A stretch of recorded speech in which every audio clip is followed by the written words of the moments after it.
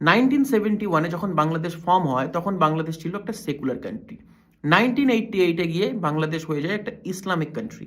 ধর্মাশ্রিত রাজনীতি করলে, ধর্মীয় উন্মাদনা তৈরি করলে, বিভাজনের রাজনীতি করলে, গণতান্ত্রিক ধর্মনিরপেক্ষ ব্যবস্থা ধ্বংস করলে কি হয় আমরা বাংলাদেশে দেখেছি, আমরা অন্যত্র দেখেছি, অন্য মহাদেশে দেখেছি, আমাদের এশিয়া মহাদেশে দেখেছি, এখন ভারতও দেখছি। পশ্চিমবঙ্গ আর বাংলাদেশ কতটা দূরত্বে আছে।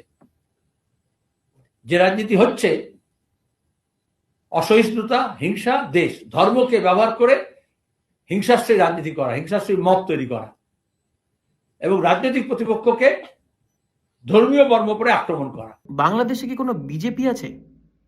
আমার তো জানা নেই। তৃতীয় কোশ্চেন, যে সেলিমবাবু, আমার মনে হয় যে আপনারা খুব এডুকেটেড, বা অন্তত আপনারা সেটা পোর্ট্রে তো করেন। বাংলাদেশের ডিকশনারি থেকে সেকুলার ওয়ার্ডটা যেরকম মুছে দেওয়া হয়েছে, আমার মনে হয় আপনাদের পার্টির ডেকোরাম বুকে ওই ধিক্কার শব্দটা সত্তার লোভে কোথাও না কোথাও হয়তো আপনারাও ইরেজ করে দিয়েছেন। আমি এর বাইরে আর কিছুই বলবো না, কারণ আপনি কি চান, যেটা বাংলাদেশে হয়েছে যেটা ভারতে হোক? একবার ধিক্কার তো জানান।